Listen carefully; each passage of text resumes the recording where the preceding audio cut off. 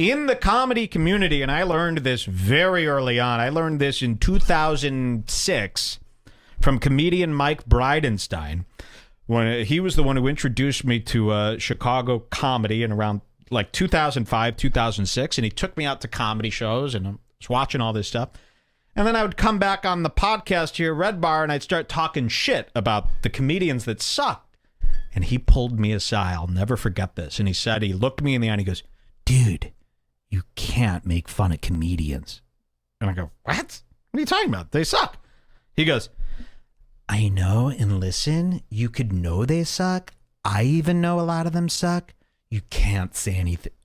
And he was talking to me as if I would be like, oh, okay, I'll mind my... And I go, what the fuck? Are you fucking serious? And he's like, I'm just letting you know, if you want to climb the ladder in this world, do not say anything bad. And I always thought that was horrendous, and I quickly learned, yeah, that is the deal. You don't even have to be, really like, what do they call that? Like, aware of it, but that is the deal. It's all one community. If you start talking shit about one, it could fuck up your whole thing, fuck up your money. So to a comedian, that is the deal. You can't talk shit about a guy that could, it's hard enough to get stage time, to get on other podcasts. You just shut your fucking mouth, don't say a word. Ever since then, I've been doing the opposite. Comedians do not like that. But here, it seems like they've enjoying themselves by watching some of Redbar's videos, because finally they could hear somebody articulate and say the things out loud that they've been dying to say all along. Let me finish this video for you, and then I'll tell you about another comedian who has obeyed me. I feel like I'm cheating on my own wife because this comedian is smoking hot. Redbar, he's a savage. The shit he does with like Santino, no? Yeah, he doesn't like anybody, dude. But look, Redbar has taken shots at me a million times. Where would he even? Like, where? How could he? It's just the reality is, like, you got to be able to laugh at yourself. I think the problem is most people aren't self-aware.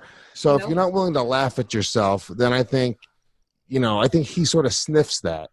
And then he goes, oh, cool. Well, let me fucking pull on that thread because I can tell this actually bothers them. Yes. I think, with somebody like me, like, I legitimately think he's funny. And I had him on my show before. He's been a guest on my show before. So it was just a little bit different. So when he takes shots at me or Big J or Dave or whoever, I've always just sort of like laughed and been like, oh, it's funny. It's objectively funny, a lot of the shit. It's what? It's what? Do you hear this shit? Do you hear this stuff? It's what? Guests on my show before. So it was just a little bit different. So when he takes shots at me or Big J or Dave or whoever, I've always just sort of like laughed and been like, oh, it's funny.